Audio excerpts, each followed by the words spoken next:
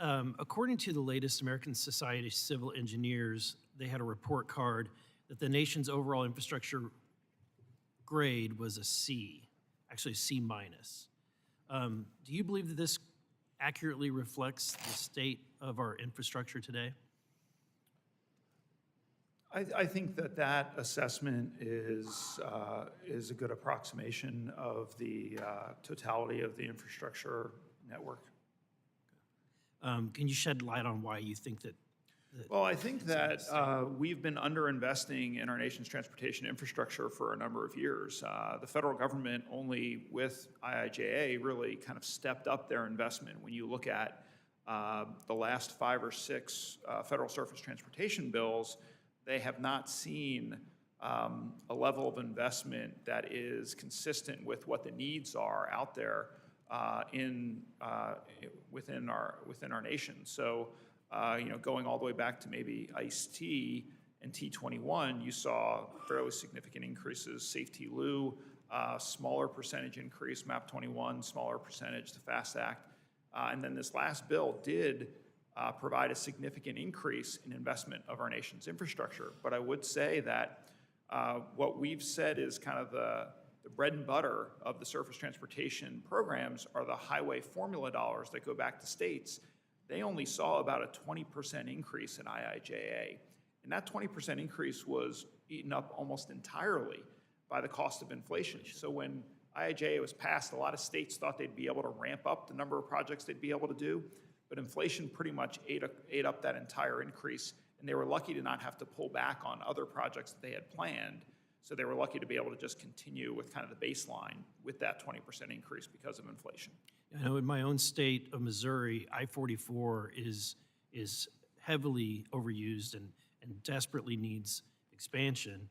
And my question is there a way that we can get more bang out of our buck, right? Get more out of the dollars that we're spending. And so in your testimony, you said that the federal government tends to be more expensive compared to each non-federal dollar that's because of the regulations of permitting. Could you expand on what you mean when you say each federal dollar is more expensive?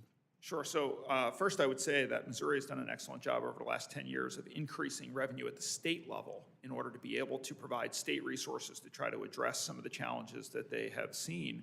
But really, at the end of the day, state dollars are easier to utilize on these projects than federal dollars because of all the bureaucratic red tape that goes along with them. You have states such as Utah that say that they're only going to use federal dollars on the simplest and easiest of projects, essentially only to do repaving, because they don't want to get into the federal requirements that are associated with using federal dollars on more complex projects. So states are making that value proposition themselves and saying state dollars are easier to use on the more complex projects, so we're going to use state dollars. If we make the federal process more similar to what we see in most states and make it a lot simpler and easier, you will get more bang for your federal dollar that way, the same way that a lot of states get more bang for their state dollars than they get for their federal dollars. Thank you very much.